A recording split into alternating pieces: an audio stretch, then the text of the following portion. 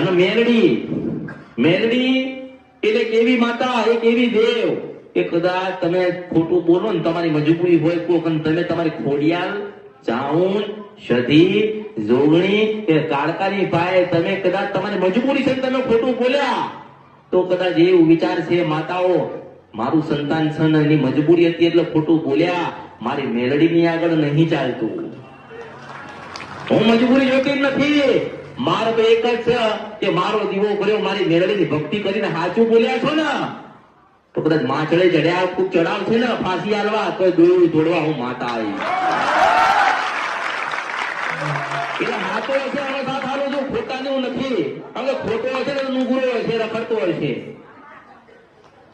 એની કોઈ માં ના હોય, એનો કોઈ બાપ ના હોય. નુગરા હોય ને એનો માય ના હોય, કોઈ બાપ ના હોય. એને તો એમ કે મને 25 રૂપિયાની મદદ કરો ને એ મારો ભગવાન, એને એવું હોય. એને ભગવાનના માતા જેવું કશું ના હોય.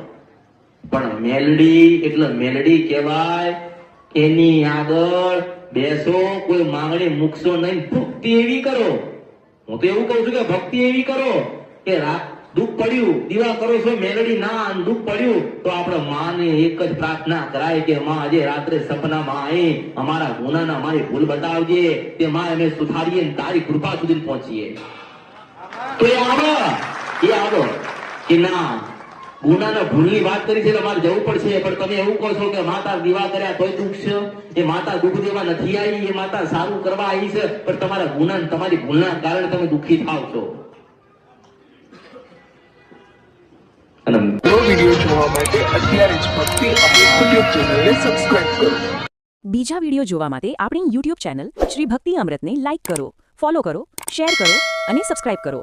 બેલ આઇકન દબાવવાનું ભૂલતા નહીં. જય માળી હર હર મહાદેવ.